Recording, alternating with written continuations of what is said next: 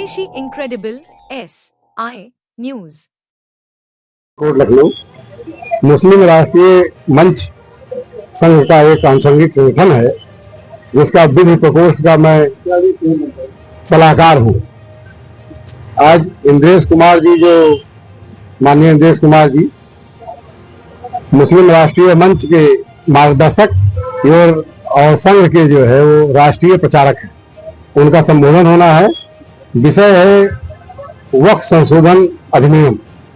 वक्फ संशोधन अधिनियम पर जो व्यक्तियों के बीच में तमाम भ्रांतियां फैली हुई है, उन भ्रांतियों को दूर करने का कार्यक्रम है मुस्लिम राष्ट्रीय मंच के द्वारा, जिसमें सभी लोग अपने विचार व्यक्त कर रहे हैं। कहाँ से लोग आए हुए हैं, अलग अलग धर्मों के लोग यहाँ पर उपस्थित है। सभी धर्मों के लोग उपस्थित हैं और मुस्लिम राष्ट्रीय मंच में सभी धर्म के लोग जुड़े हुए हैं। उसमें सबसे ज्यादा मुस्लिम समुदाय के व्यक्ति हैं, जिसमें तमाम संगठन शिया भी हैं, सुन्नी भी हैं, अहमदिया भी हैं, उनके तमाम सेक्ट हैं, जो आप जान ही रहे हैं। मुस्लिम राष्ट्रीय मंच आज की बैठक से क्या निर्णय? इस बैठक का मतलब केवल ये है, आज का जो विषय है वो वक्फ संशोधन कानून के जैसे मुर्शिदाबाद में तमाम दंगे हुए, जिसको वक्फ के कानून के बारे में कोई जानकारी नहीं, इससे क्या फायदा क्या नुकसान किसी को नहीं पता है। जिन्होंने दंगा किया है उनको खुद नहीं मालूम है वक्फ से क्या लाभ मिल सकता है या मिला होगा कभी। किसी को कभी कोई लाभ इसका मिला नहीं है। यहाँ पर ये बताया जा रहा है कि इससे क्या फायदा क्या नुकसान है।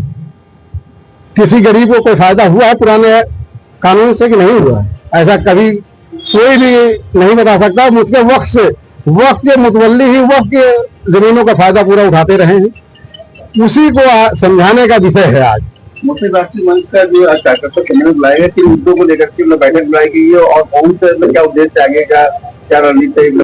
यहाँ पे आप लोग आए हुए क्या प्रोग्राम? जी, आज हम लोग आए नार्मल स्थित मुबारक खां शहीद पे एक प्रोग्राम होना है जो हर साल होता है। वो प्रोग्राम के सिलसिले में हमको ये करना है, एसपी साहब से मुलाकात करके उनको ज्ञापन देना है कि हमारी सुरक्षा व्यवस्था की क्या वो है। मैं कल प्रेस वार्ता भी हम लोगों ने किया है वहाँ इसी सिलसिले में, तो उसी सिलसिले में एक ज्ञापन दे करके हमको अपना जो है जो भी व्यवस्था इनकी है, जैसे हमारे वहाँ स्टैंड की व्यवस्था करानी है, गाड़ी आएगी, दूर दराज से लोग आते हैं। अब बहुत सबसे बड़ी बात यह है कि हमारे अजमेर शरीफ से गद्दी नशीं आ रहे हैं जो विदेश के तमाम शहरों के भ्रमण कर चुके हैं। उनके लिए अमन अमान का वो संदेश देने के लिए आ रहे हैं। जो गोरखपुर की एक सरजमी पे दो वर्ग यहाँ मौजूद है, एक मियाँ साहब रोशन निशा दुर्गा, ये क्या नाम है, गोरखनाथ में मंदिर है, योगी आदित्यनाथ की जो मंदिर है, वहाँ पे एक जो है मंदिर जो है वो भी एक फकीर की ही मंदिर है।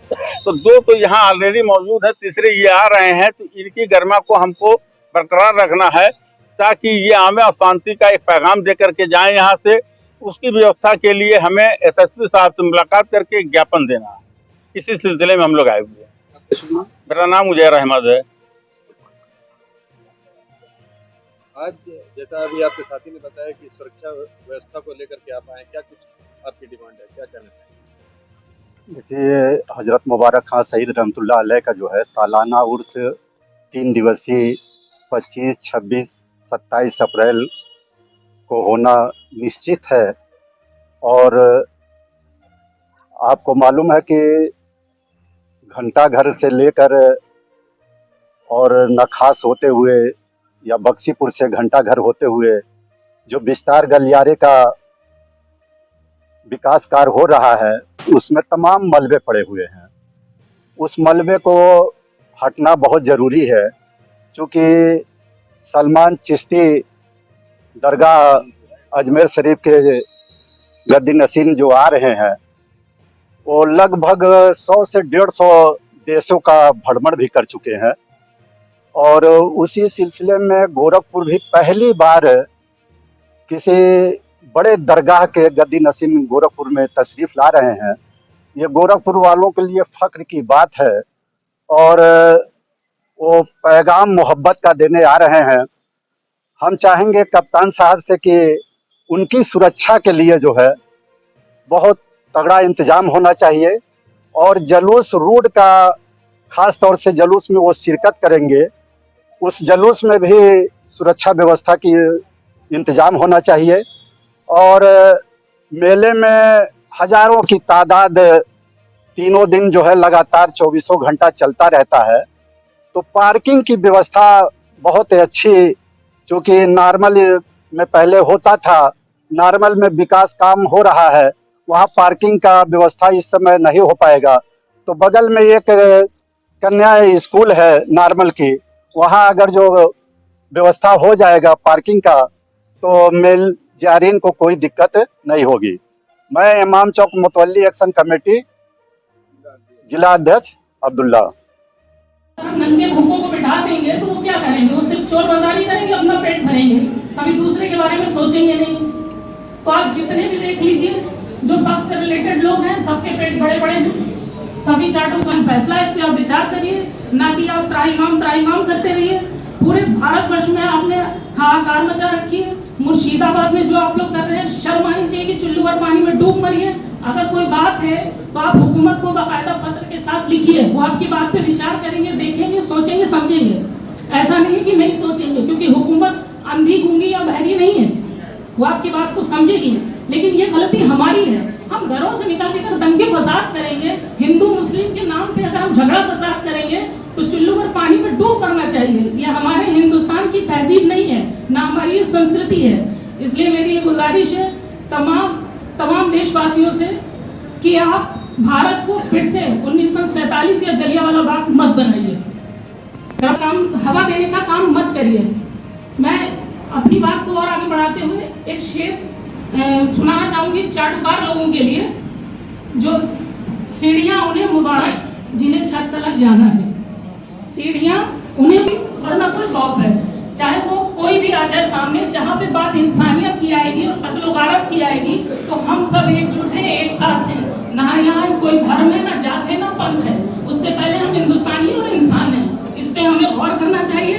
आपको हमारे भारत के प्रधानमंत्री लाल बहादुर शास्त्री जी को मदद की जरूरत पड़ी थी। कुमार श्रीवास्तव, उपाध्यक्ष मध्य का प्रत्याशी हूँ। लास्ट टाइम पिछली बार मैं लड़ा था चुनाव, कुछ वोटों से रह गया था, वो विजेता हूँ।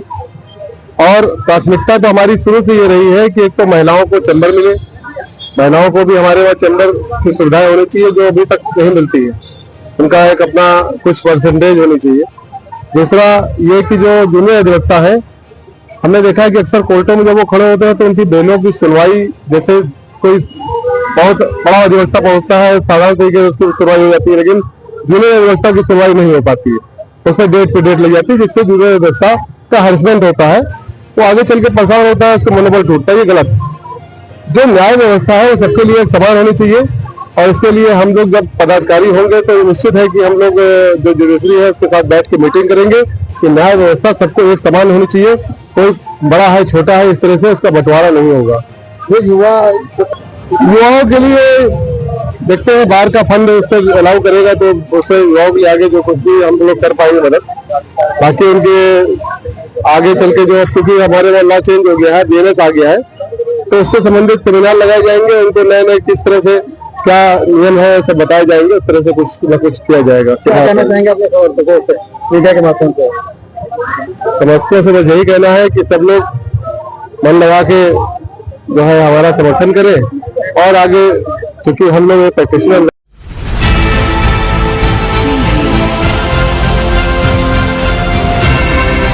और नीचे जो वो सब्सक्राइब का बटन है ना, उसको हिट करो, जल्दी से करो सब्सक्राइब।